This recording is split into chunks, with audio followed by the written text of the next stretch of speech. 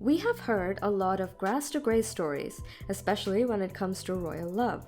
However, most times, these kinds of stories do not have a happily ever after when it comes to reality. This is the case of the last Empress of Persia, who moved from being an average lady in Tehran to being the first lady in Iran. But tragedy couldn't wait to take over her happiness. Though she was not born with royal blood, Empress Farah Pahlavi was everything a man could wish for. She was the graceful queen any nation could ask for.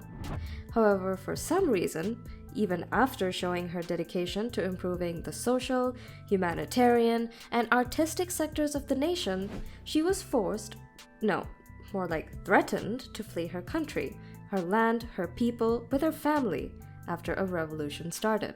And with her departure ended any form of monarchy in Iran today. And this changed the history and the future of that country. So what happened that made them leave their father's land? And what happened to the last Empress of Persia? Where is she now? Stay tuned as we give you the in-depth of this story. Her early life. Born as Farah Diba, Farah Pahlavi married Iran's Shah Muhammad Reza Shah Pahlavi to become queen and empress of Iran. Farah was just that average girl, born on October 13, 1938, to an average but well-to-do family in Tehran, Iran. The Diba family was affluent and aristocratic. Her grandfather had been a diplomat in the late 1800s, posting himself as the Persian envoy to the Romanov court in St. Petersburg, Russia. In the Imperial Iranian Armed Forces, her father served as an officer.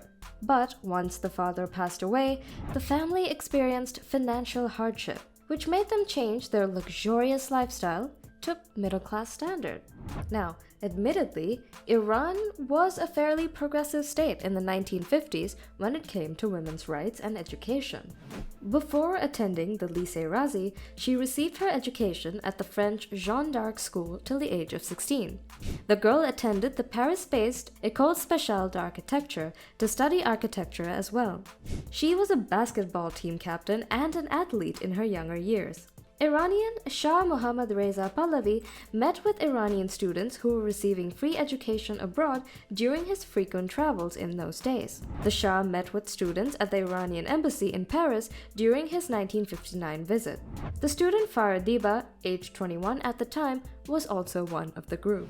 The Shah was older than Farah by 20 years, and he'd already been married twice before, which ended badly. Despite having a daughter together, his first wife, Princess Fazia of Egypt, filed for divorce because of personal issues.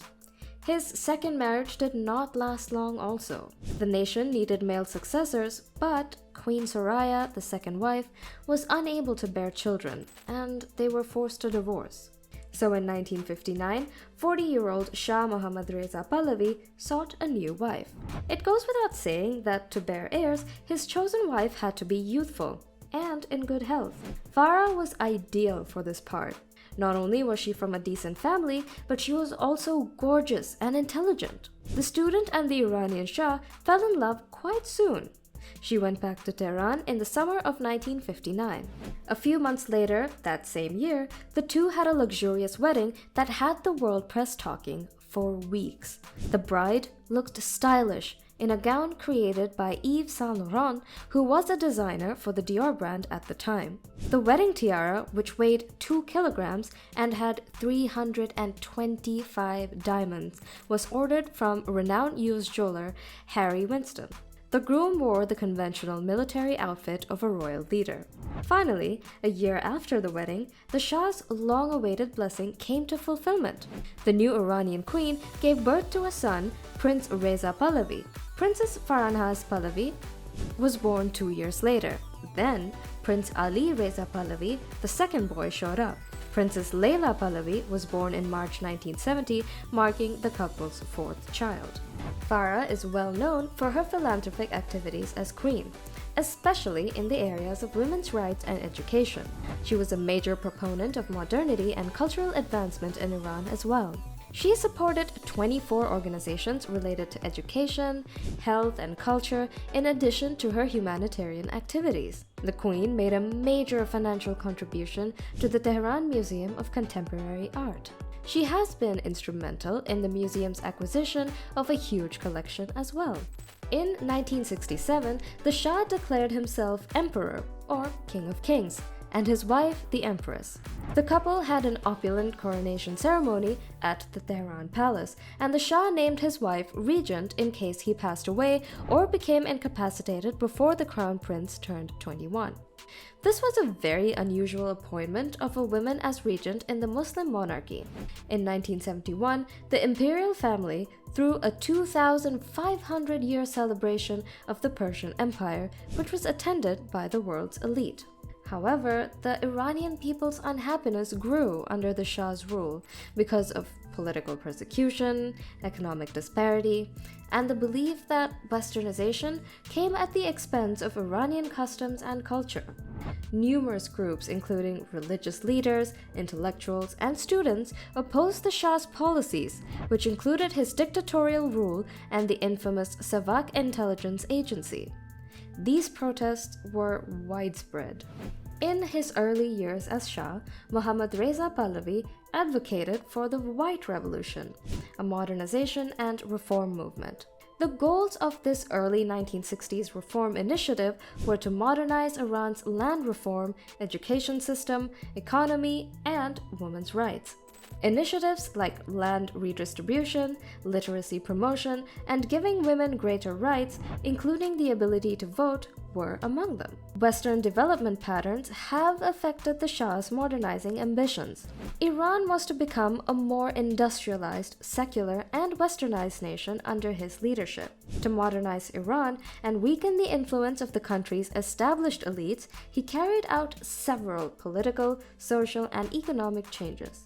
But Shah's modernizing agenda was matched with an increasingly autocratic form of government. He consolidated authority, put an end to political dissent, and depended on the Savak secret police agency to keep everything under control. He was criticized for marginalizing religious and cultural customs, stifling dissenting opinions, and restricting political freedoms.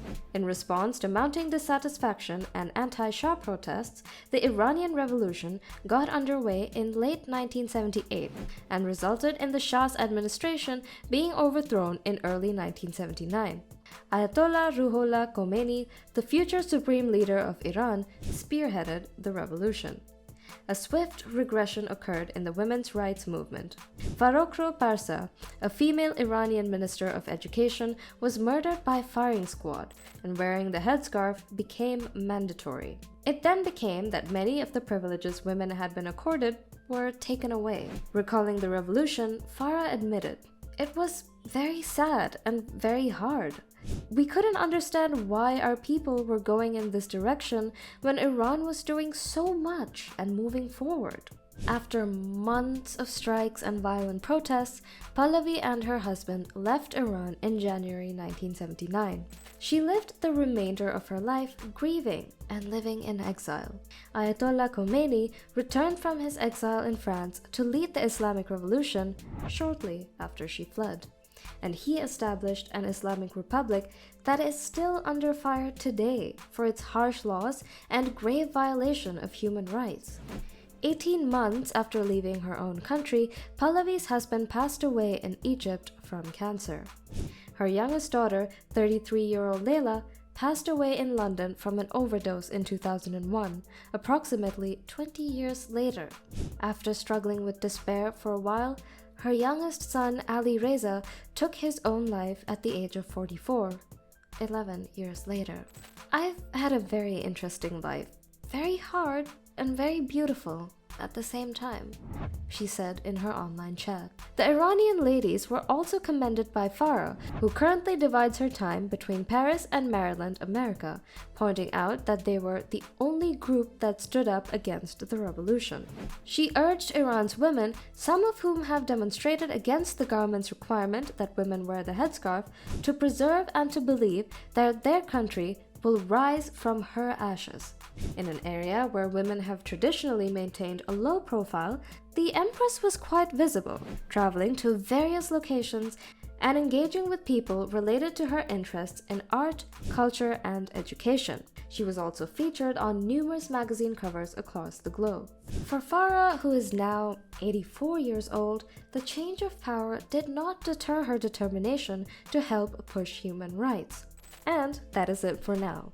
Follow this channel for more historical content. Don't forget to let us know what you thought about this video in the comment section below. And don't forget to like, share, and subscribe. Have a great day.